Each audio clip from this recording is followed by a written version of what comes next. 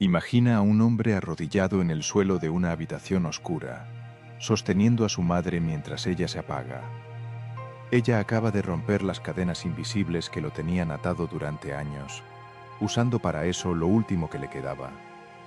Y con el último aliento le dice algo que lo cambia todo: el nombre de su padre, el nombre del tirano que lo esclavizó.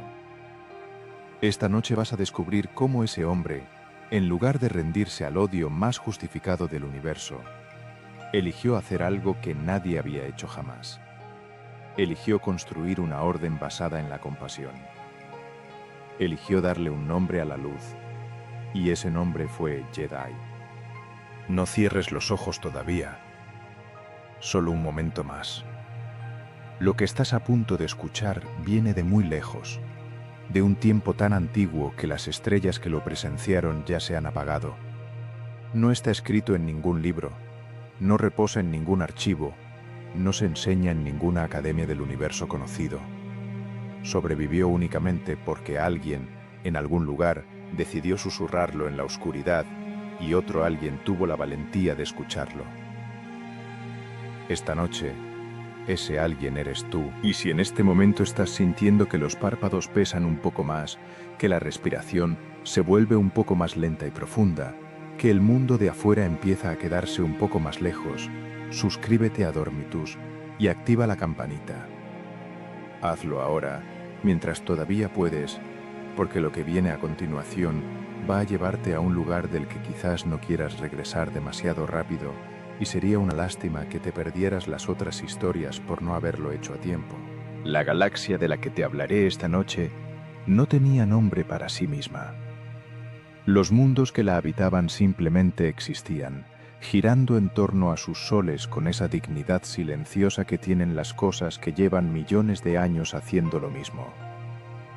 Había civilizaciones que habían aprendido a cruzar el vacío entre las estrellas, a construir ciudades que flotaban en las nubes de planetas gaseosos, a cultivar vida en lugares donde la vida no debería ser posible.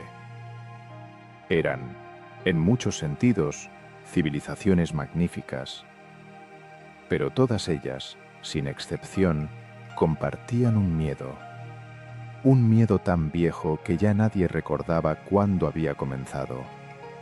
Un miedo que se transmitía de padres a hijos con la misma naturalidad con que se transmitía el color de los ojos o la forma de las manos.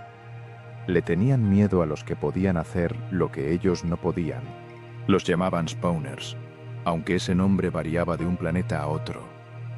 En algunos mundos los llamaban portadores, en otros los tocados. Había quienes usaban palabras más suaves, casi poéticas, como si la belleza del lenguaje pudiera contener el horror que sentían.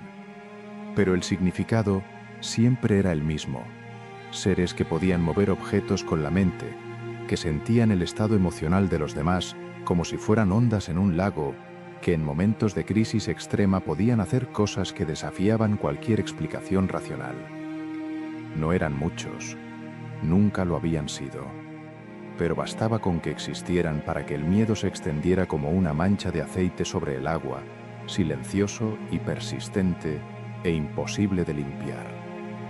Las historias que se contaban sobre ellos eran casi todas historias de destrucción, de ciudades arrasadas, de cosechas quemadas, de reyes derrocados por hombres y mujeres que no necesitaban ejércitos. Algunas de esas historias eran ciertas. Otras eran exageraciones, distorsiones del miedo transformándose en leyenda. Pero lo cierto y lo inventado habían vivido juntos durante tanto tiempo que ya nadie podía distinguir uno del otro, y esa confusión era, quizás, la parte más peligrosa de todo, porque cuando el miedo no distingue entre lo real y lo imaginado, termina castigando a los inocentes con la misma ferocidad con que castigaría a los culpables. Y así, en ese universo vasto y hermoso y profundamente asustado, los Spawners vivían escondidos. Aprendían desde muy pequeños a no moverse cuando sentían el impulso de mover, a no escuchar cuando oían cosas que los demás no oían, a mantener los ojos quietos, la respiración regular, el corazón en calma incluso cuando algo dentro de ellos vibraba como una cuerda tensa a punto de romperse. Vivían en silencio, morían en silencio, y el universo continuaba girando, ajeno a la herida que él mismo se estaba infligiendo al obligar a sus hijos más extraordinarios a borrarse a sí mismos. Hasta que llegamos a Krar. Krar era un planeta que parecía diseñado por alguien que odiaba la belleza, o quizás por alguien que simplemente nunca había conocido otra cosa. Era un mundo de roca gris y polvo amarillo, de cielos perpetuamente cubiertos por nubes de partículas metálicas que atrapaban la luz del sol y la devolvían de vuelta al espacio antes de que pudiera calentar nada. En Krar no había estaciones. Había un frío constante, seco y mineral, que se metía por la ropa y se instalaba en los huesos como un inquilino que no piensa pagar renta. Había viento, siempre viento, ese tipo de viento que no refresca, sino que raspa, que lleva consigo pequeños fragmentos de piedra que impactan contra la piel con la paciencia infinita del agua tallando una roca. Bajo la superficie de Krar había cristales, millones de toneladas de cristales de una variedad particular, semitranslúcidos y de un azul tan profundo que en la oscuridad parecían tener luz propia. Eran valiosos, enormemente valiosos, los usaban en tecnología de conducción de energía, en docenas de planetas distintos, y esa demanda había convertido a Krar en un lugar de interés para cierto tipo de hombres. El tipo de hombres que, cuando descubren algo valioso, inmediatamente empiezan a pensar en cómo extraerlo al menor costo posible.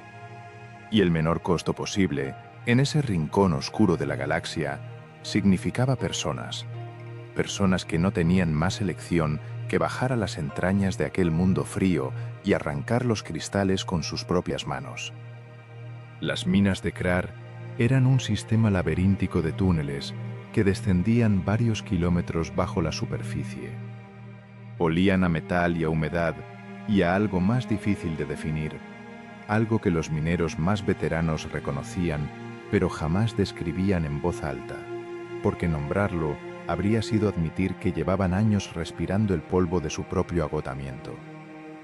Las paredes eran negras y brillantes en los tramos donde las vetas de cristal habían sido ya extraídas, y de ese azul profundo e inquietante en los tramos donde aún quedaba mineral, los sonidos que producían las minas eran una sinfonía oscura y continua. El golpe metálico de los picos, el crujido lento de la roca que respira, el sonido suave y constante de las cadenas rozando el suelo cuando los mineros caminaban de un punto a otro. Había, en las minas de Krar, exactamente 437 esclavos registrados. Cada uno tenía un número. Ninguno tenía nombre, no oficialmente, no en los registros del Lord que administraba el planeta, como si fuera una extensión de su propio ego. Los números eran más convenientes. Los números no pedían comida extra. Los números no tenían madres que lloraban por ellos. Los números simplemente trabajaban, y cuando dejaban de funcionar, eran reemplazados por números nuevos con la misma indiferencia con que se reemplaza una herramienta desgastada. El número 72 era, según esos mismos registros, un hombre de complexión mediana, con cicatrices en las palmas de las manos y en el costado izquierdo del cuello, con ojos de un marrón tan oscuro que parecían negros en la penumbra de los túneles. Era conocido entre los otros mineros como alguien que trabajaba en silencio, que no causaba problemas, que compartía su ración de agua cuando alguien lo necesitaba más que él, y que tenía la extraña costumbre de colocar la palma de la mano sobre las paredes de cristal azul y quedarse completamente quieto durante unos segundos, como si estuviera escuchando algo que nadie más podía oír. Su nombre era Joran. Solo su madre lo sabía con certeza. Joran llevaba 9 años en las minas de Krar. Había llegado siendo un niño, o algo muy cercano a eso, con las manos todavía demasiado pequeñas para sostener el pico con eficacia y los ojos demasiado grandes para un lugar que prefería que nadie mirara nada con demasiada atención. Había aprendido pronto. La primera lección de Krar era siempre la misma. No llames la atención. La segunda lección era consecuencia directa de la primera. Para no llamar la atención, necesitabas controlar cada músculo, cada gesto, cada parpadeo. Y para Joran, eso significaba algo que los demás nunca comprendieron del todo. Necesitaba controlar también la corriente invisible que le recorría el cuerpo desde que tenía memoria. No tenía palabras para describirla. No las había necesitado nunca, porque nunca había podido hablar de ella con nadie.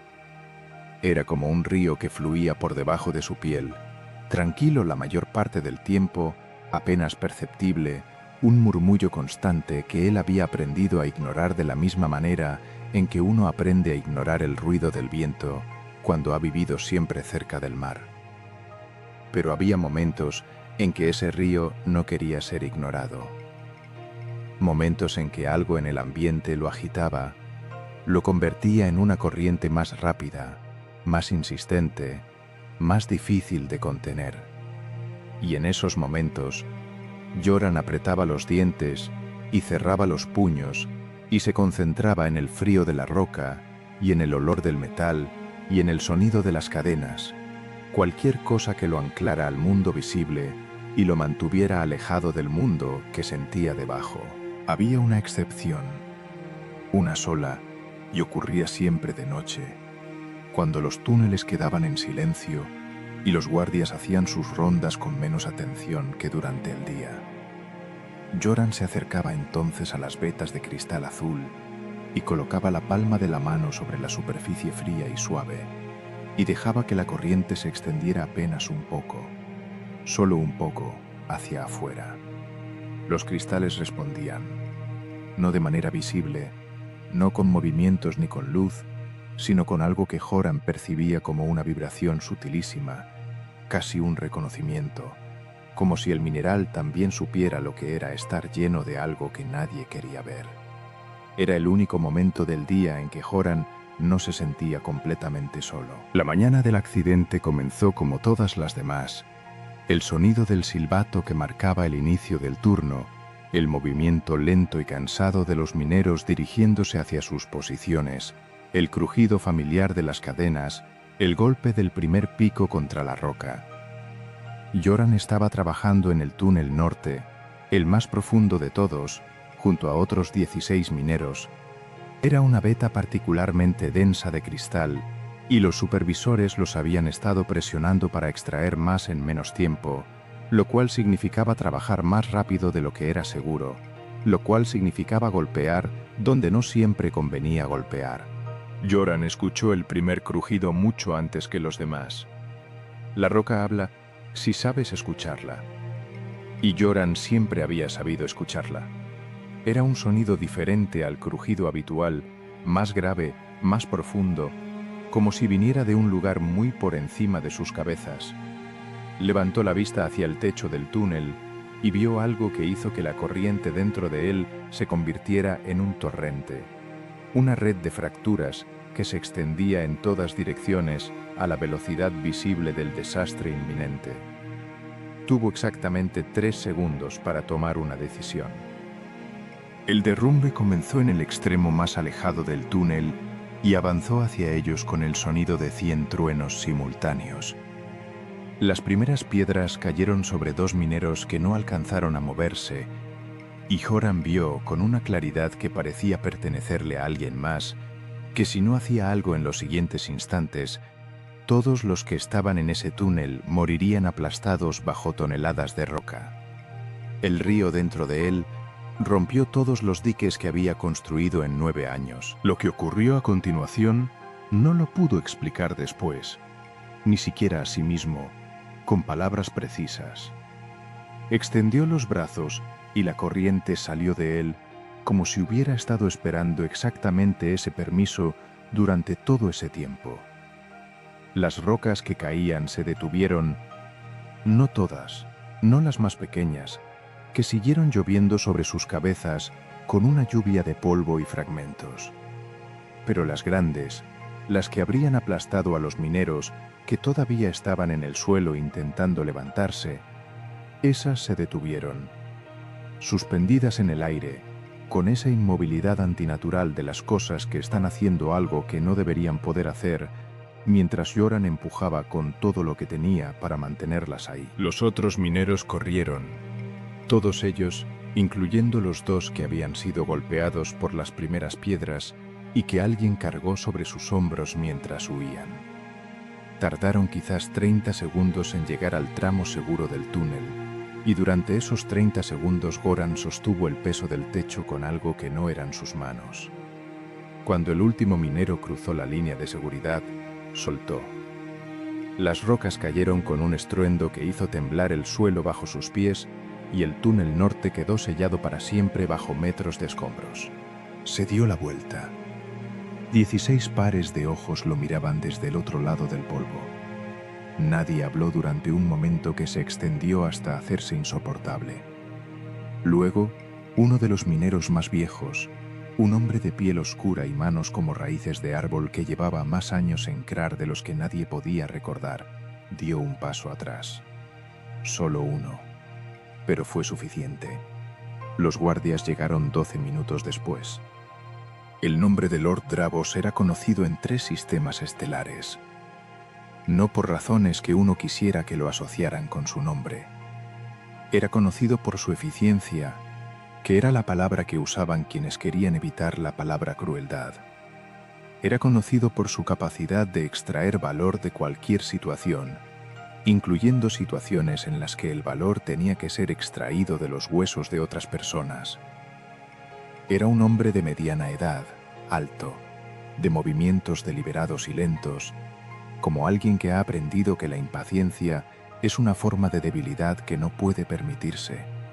Tenía los ojos de un gris tan pálido que en cierta luz parecían blancos, y esa ausencia de color en su mirada era lo primero que desconcertaba a quienes se sentaban frente a él por primera vez. Lo segundo que desconcertaba era su voz.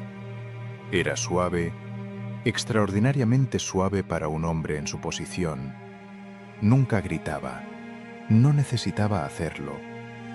Joran fue llevado ante él encadenado, con polvo de la mina todavía en el cabello y en las grietas de las manos.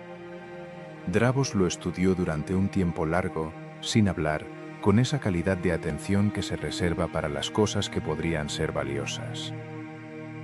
Joran mantuvo la mirada baja. Había aprendido que la mirada baja era siempre la opción más segura. Dravos le habló de su madre. No fue una amenaza, no en la forma en que las amenazas suelen construirse, con palabras duras y voces elevadas. Fue una descripción, meticulosa y clínica. Le describió dónde estaba Mara, en qué condiciones vivía, cuántos guardias la custodiaban, qué podría ocurrirle si Joran tomaba la decisión equivocada. Y luego le ofreció una alternativa, simple, elegante, casi en su horrible practicidad. Joran trabajaría para él, no en las minas, no ya, haría otro tipo de trabajo, el trabajo que requería las habilidades particulares que había demostrado ese día en el túnel norte. Y mientras lo hiciera bien, Mara estaría a salvo. Joran escuchó todo esto con la misma quietud exterior que había cultivado durante 9 años. Por dentro, la corriente rugía. Dijo que sí. La primera misión llegó una semana después. Era un hombre. Un comerciante que había intentado evadir las tarifas que Dravos cobraba a todos los que querían hacer negocios en el sistema de Krar. No era un hombre particularmente bueno ni particularmente malo. Era simplemente un hombre que había calculado mal sus riesgos y ahora estaba de rodillas en una habitación oscura, mirando a Joran con esa expresión que tienen las personas cuando entienden, demasiado tarde, que han cruzado una frontera sin retorno. Joran hizo lo que se le había ordenado. Salió de esa habitación y caminó por el corredor hasta llegar a su celda, que era más grande que la que había tenido en las minas y tenía una cama de verdad y comida que no sabía a polvo de metal. Se sentó en el borde de la cama y se miró las manos durante mucho tiempo. La corriente dentro de él estaba en calma, lo cual era lo peor de todo. Había esperado sentir algo, alguna perturbación, alguna reacción de ese río interior que respondía a tantas otras cosas. Pero no había nada, solo silencio. Y el silencio se sentía como una traición. Esa noche no durmió. La siguiente tampoco. Aprendió pronto que el sueño se volvía un territorio peligroso, porque en el sueño no podía controlar a qué imágenes le abría la puerta. Las misiones se sucedieron con una regularidad que era casi peor que la irregularidad. Si hubiera habido intervalos impredecibles, habría podido decirse que eran excepcionales. Pero la regularidad las convertía en rutina, y la rutina las convertía en parte de lo que era. Dravos era inteligente. Sabía exactamente cuánto peso podía añadir a una persona antes de que se rompiera, y añadía siempre un poco menos que eso. Suficiente para que Joran sintiera el hundimiento, no tanto como para que llegara al fondo. Porque un hombre en el fondo era un hombre inútil, y Dravos no desperdiciaba herramientas que funcionaban. Joran empezó a preguntarse, en las horas oscuras entre una misión y la siguiente, si todavía era la misma persona que había sostenido un techo de roca con las manos vacías para salvar a 16 desconocidos. Si ese hombre y el que salía de las habitaciones oscuras con las manos limpias de sangre visible, pero sucias de algo mucho más difícil de lavar, eran todavía el mismo ser. La respuesta que más temía era que no. Pero la respuesta que más le dolía era que quizás sí, que quizás era exactamente lo que siempre había sido, y que la diferencia entre salvar a alguien y destruir a alguien era simplemente una cuestión de quién te tenía encadenado en ese momento. Se aferraba a Mara, al recuerdo de Mara, que era lo único que había de concreto en ese espacio de tiempo anterior a Krar, anterior a las minas, anterior a todo. Recordaba sus manos, que eran suaves de una manera que las manos de nadie más en ese mundo parecían poder ser. Recordaba su voz diciéndole que lo que llevaba dentro no era una maldición, que era una llama, y que las llamas no son buenas ni malas, que dependen de quién las sostiene y con qué propósito. Recordaba que ella también colocaba la mano sobre las paredes y se quedaba quieta, como escuchando. Ese recuerdo lo detuvo en seco una noche, en medio de la oscuridad de su celda. Ella también se quedaba quieta, también escuchaba, y él había sido demasiado niño y demasiado asustado para preguntarle qué escuchaba. Zara apareció en su vida de la manera en que aparecen las cosas más importantes, sin aviso y en el momento más improbable. Era un día de rotación, cuando los esclavos de las minas eran trasladados de un sector a otro del complejo de Dravos. Joran había sido enviado a supervisar el traslado, otra de las funciones que Dravos le asignaba con esa lógica retorcida de alguien que disfruta construyendo jaulas dentro de jaulas. Zara estaba entre los que eran trasladados. Era una mujer de edad difícil de precisar, con el cabello gris recogido de cualquier manera y los ojos de un verde particular, el verde de las plantas que crecen en lugares donde no deberían poder crecer. No lo miró con miedo. Eso fue lo primero que notó Joran. Todos los demás bajaban los ojos cuando él pasaba cerca, ese movimiento reflejo del que ha aprendido que la visibilidad es peligrosa. Zara lo miró de frente. No con desafío tampoco, con algo más complejo, algo que tardó días en identificar, reconocimiento. Le habló 3 días después, en el único momento del día en que los corredores quedaban suficientemente vacíos. Fue directa de una manera que casi lo hizo reír, porque hacía tanto tiempo que nadie le hablaba directamente sobre nada que no fuera una orden o una amenaza. Le dijo que sabía lo que era. Le dijo que ella también lo era. Y le dijo que no estaba sola. Joran quiso decirle que se alejara de él, que era peligroso, que Dravos tenía ojos en todas partes y que acercarse a él era la manera más eficiente de terminar mal.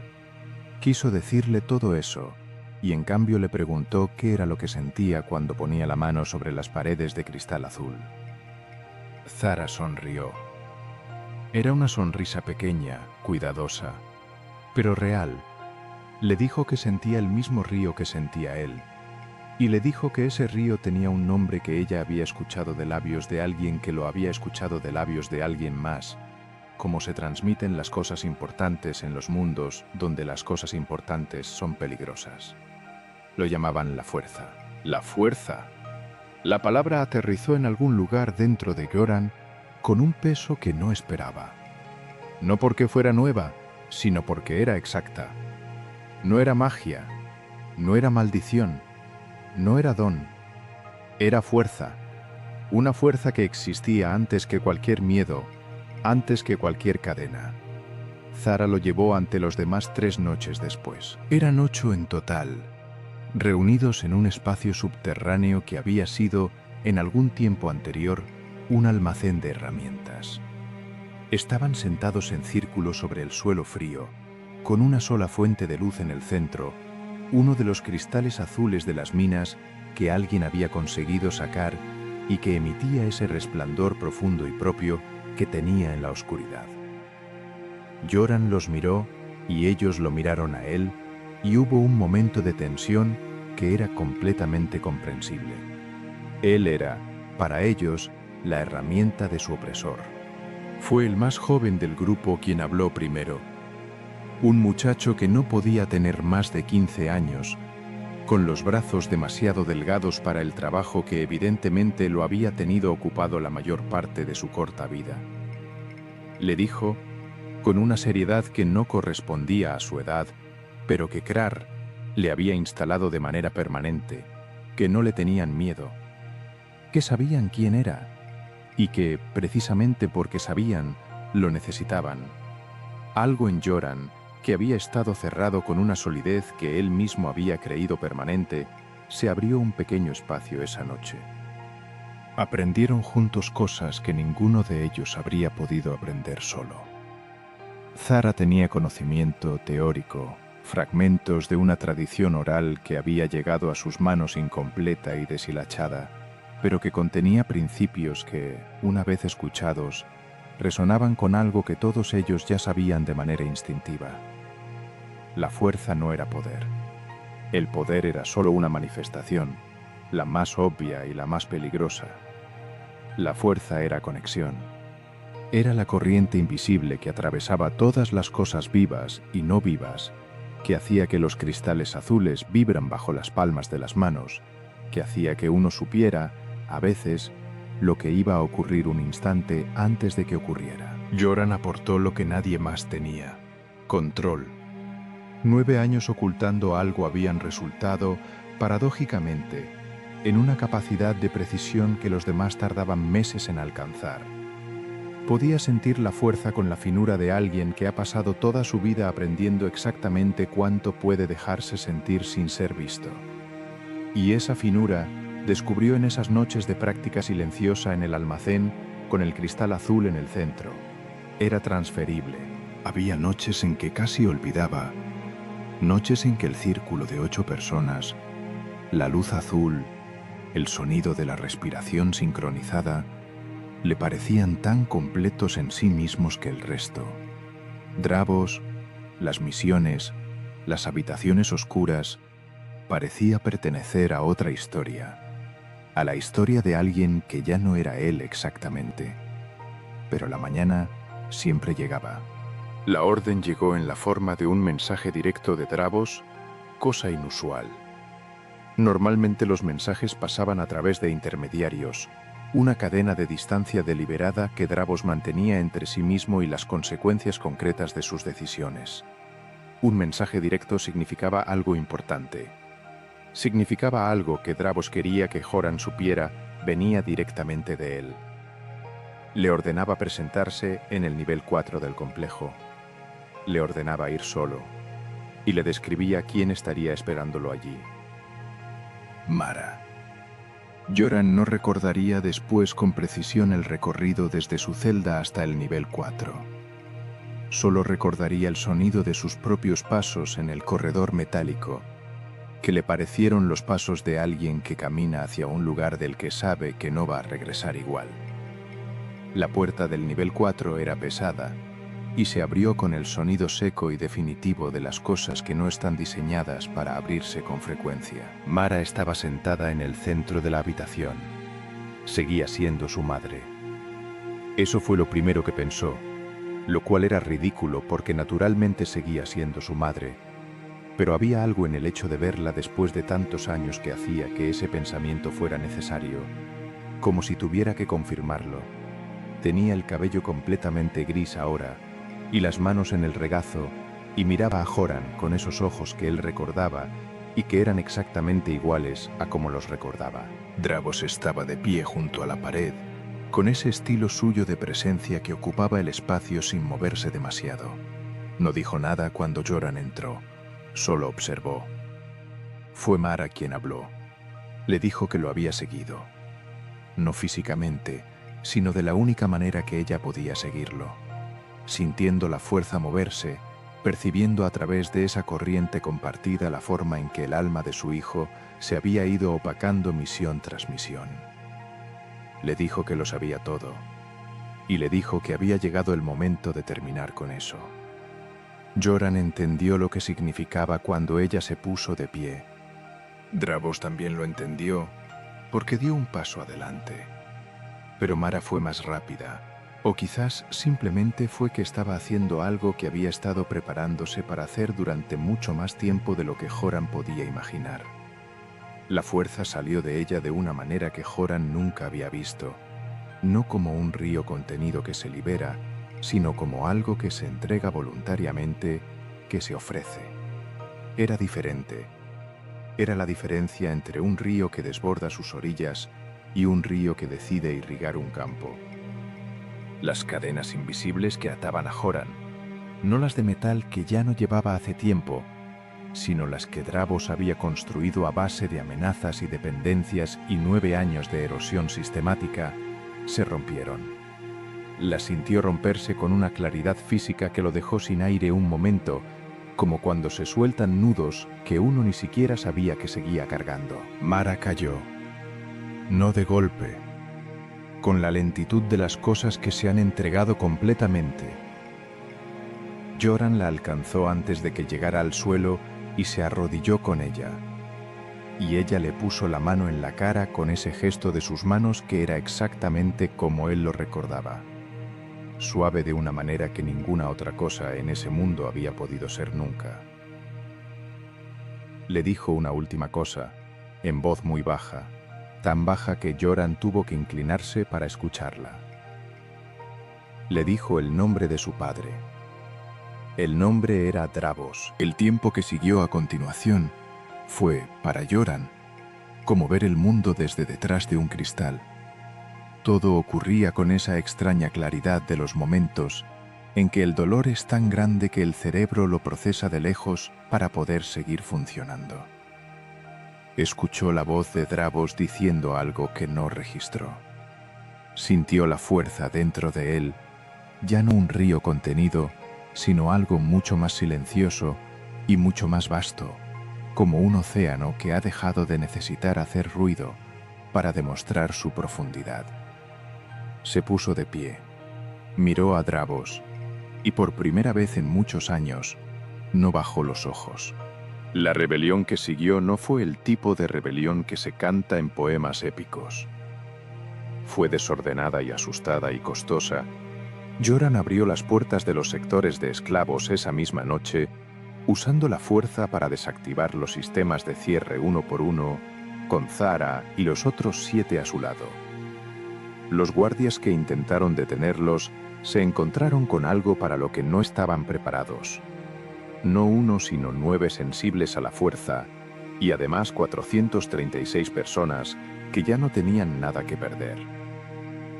Dravos cayó en el mismo nivel 4 donde había creído ganar su jugada definitiva.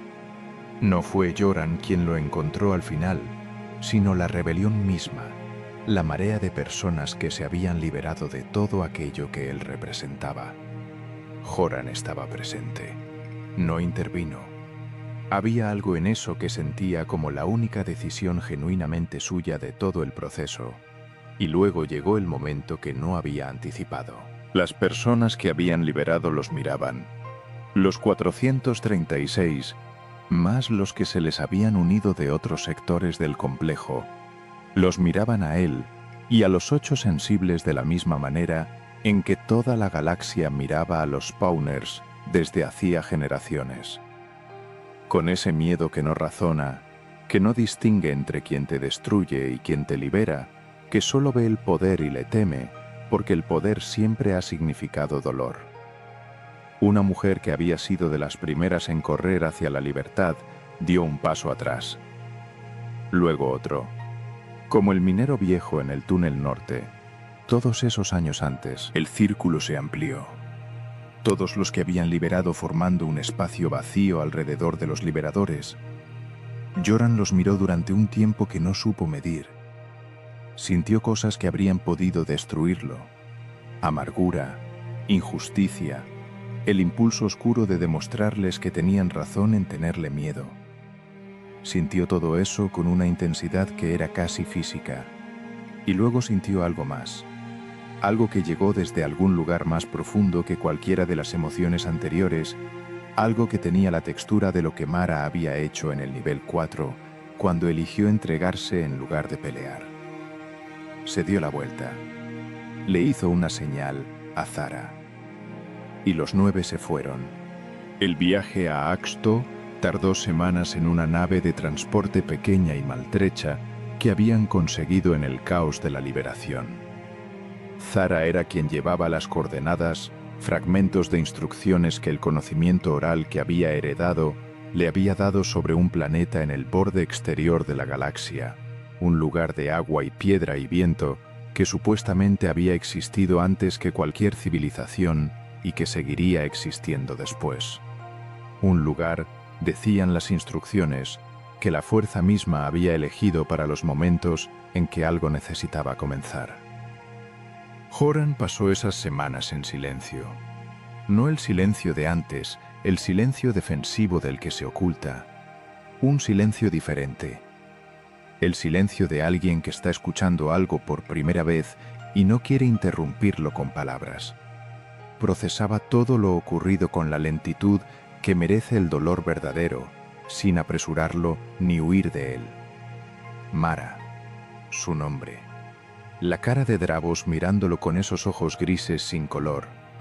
El círculo de personas que se abrió como una herida, y debajo de todo eso, persistente y clara como los cristales azules en la oscuridad de las minas. La voz de Mara diciéndole que las llamas no son buenas ni malas, que dependen de quién las sostiene y con qué propósito. Axto era exactamente lo que las instrucciones habían prometido y completamente diferente a lo que cualquiera de ellos había imaginado. Era un planeta de océano casi en su totalidad, con islas de roca negra que emergían del agua como pensamientos que no terminan de formularse. El viento era constante y olía a sal y a algo más difícil de nominar, algo que Joran identificó después de los primeros días como ausencia. Ausencia de polvo de metal, de cadenas, de órdenes en voz baja que significaban cosas terribles. El aire de Axto era el primer aire genuinamente limpio que había respirado desde antes de que tuviera recuerdos claros. Se instalaron en las islas.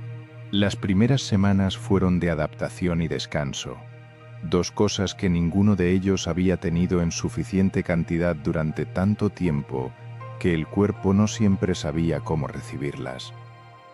Joran dormía largas horas y se despertaba sin el sobresalto que había sido su despertador habitual durante años.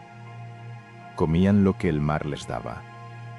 Aprendían los ritmos del planeta con esa atención que surge naturalmente cuando uno se permite, por fin, prestar atención. Y meditaban. Fue en la meditación donde todo comenzó a tomar forma. Sentados en los acantilados de roca negra con el océano debajo y el cielo enorme encima, los 9 dejaban ir el peso de lo vivido y escuchaban la fuerza sin el apremio de la supervivencia que siempre había coloreado esa escucha anteriormente. Era diferente, más rica, más compleja. Como escuchar una pieza de música habiendo oído solo fragmentos durante toda la vida y descubrir, De pronto, la composición completa. Fue en una de esas meditaciones cuando Joran habló de lo que sentía como una responsabilidad, no un deber impuesto, no una cadena nueva con mejor nombre, sino algo que surgía de dentro con la misma naturalidad con que la fuerza surgía cuando más se la necesitaba. Había otros en la galaxia como ellos, muchos, quizás, viviendo ese mismo silencio que él había vivido, aprendiendo desde pequeños que lo que llevaban dentro era peligroso, que había que ocultarlo, que la mejor estrategia era borrarse. Y alguien tenía que decirles que existía una alternativa. Zara le preguntó cómo quería llamar a eso que estaban construyendo. No una organización, no un ejército, no un gremio de los que la galaxia ya conocía demasiado bien. Algo diferente. Una manera de ser. Una manera de sostener la llama. Joran pensó durante mucho tiempo. Pensó en Mara y en lo que ella había hecho, que no era poder sino elección. Pensó en los cristales azules y en cómo respondían al tacto sin ser forzados. Pensó en el círculo de personas que se había abierto alrededor de ellos como una herida y en cómo, paradójicamente, eso también formaba parte de lo que los había traído a ese lugar. En una lengua antigua que Zara conocía por sus estudios fragmentarios de esa tradición oral, había una palabra que significaba aproximadamente aquello que existe en el espacio entre dos cosas y las une sin pertenecer completamente a ninguna de las dos. Era una palabra que no tenía traducción directa a casi ninguna de las lenguas vivas de la galaxia. Era una palabra que había sobrevivido precisamente porque nombraba algo que otros conceptos no podían nombrar. La palabra era Jedi. No era un título, no era un rango. Era una descripción de lo que eran en su mejor versión, los que habitaban el espacio entre la luz y la oscuridad, sin pertenecer completamente a ninguna, entre el poder y la renuncia, sin elegir ninguno de los extremos, entre el yo y el todo, en esa corriente que los conectaba a todo lo que existía sin disolver lo que cada uno era individualmente. Era, comprendió Joran al escucharlo en voz alta por primera vez, exactamente la palabra que habría necesitado toda su vida y que nadie le había dado nunca. La forja del primer sable de luz ocurrió en la 10ª semana en Ahch-To. No fue planeada exactamente. Fue el resultado de semanas de experimentación con los cristales azules que habían traído consigo de las minas de Krar. Esos mismos cristales que tanto tiempo atrás habían respondido a su tacto en la oscuridad de los túneles con esa vibración de reconocimiento. Joran había llevado uno consigo sin saber por qué, con ese tipo de instinto que no pide explicación. Descubrieron que los cristales, bajo la influencia de la fuerza aplicada con suficiente precisión y suficiente intención, podían transformarse. No en su naturaleza fundamental, sino en su función. En lugar de simplemente conducir energía externa, como hacían en la tecnología de los planetas que los compraban y los usaban, podían convertirse en generadores de algo más específico, una energía que respondía a quien la sostenía, que se modulaba según el estado interno del portador, que era en ese sentido una extensión de la fuerza misma. La primera vez que Joran sostuvo el arma terminada en la mano, el haz de luz azul se extendió hacia arriba con un sonido que ninguno de los 9 olvidaría nunca. Un zumbido suave y continuo que no era mecánico sino orgánico, que resonaba de una manera que hacía que la fuerza dentro de ellos respondiera. Era el sonido de algo que pertenecía al mismo registro que el viento de Ahch-To y el movimiento del océano y el crujido de la roca viva bajo sus pies. Joran lo sostuvo durante mucho tiempo sin decir nada. La luz azul le iluminaba la cara desde abajo, y los otros veían en esa cara todo lo que había conducido hasta ese momento. El niño que había aprendido a ocultarse, el hombre que había sido obligado a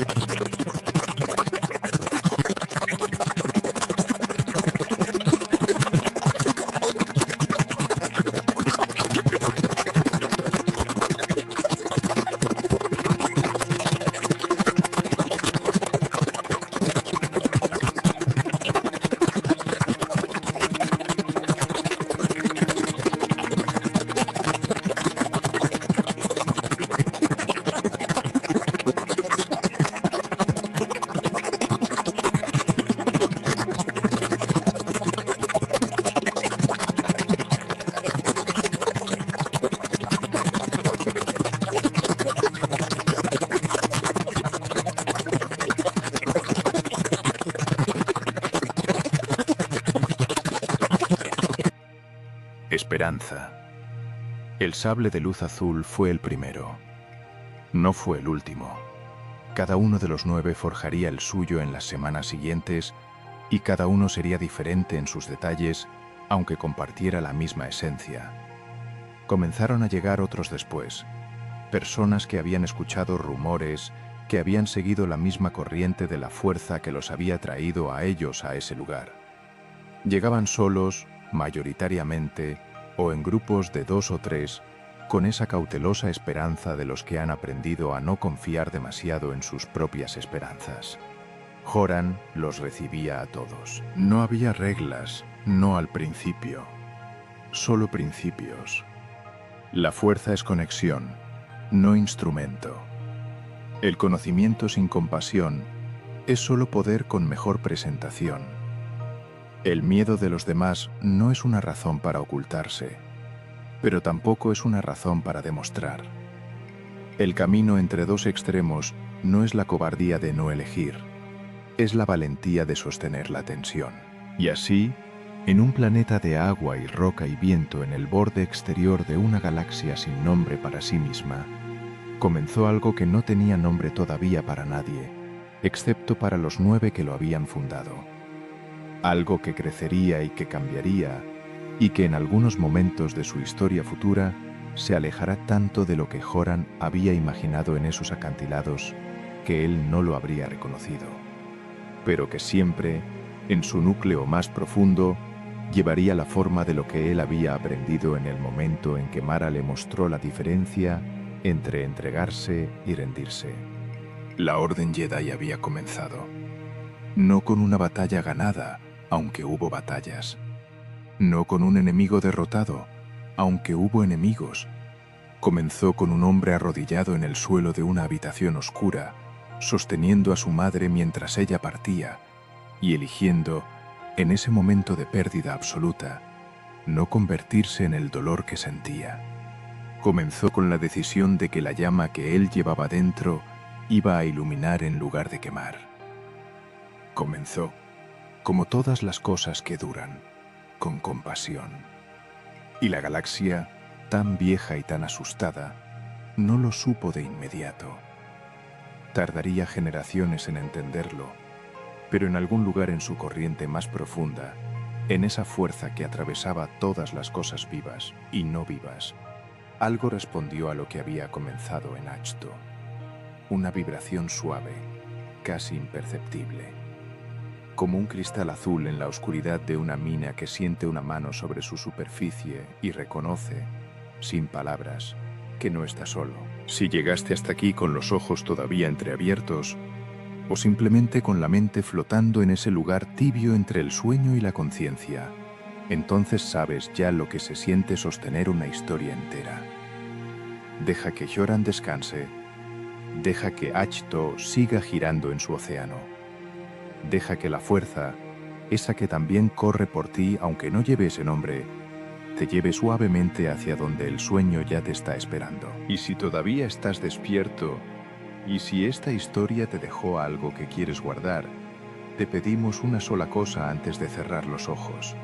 Dale me gusta, déjanos un comentario, comparte esto con alguien que también necesite dormir bien esta noche. Hazlo ahora, mientras puedas, porque en unos minutos ya no vas a poder con ninguna de esas cosas. Y si el sueño todavía no llega, si sientes que necesitas otra historia que te lleve un poco más lejos, busca en Dormitus. Hay mundos esperándote, todos ellos oscuros y cálidos, y llenos de esa luz particular que solo existe cuando se cuenta una historia bien contada en el momento exacto en que alguien la necesita. Buenas noches.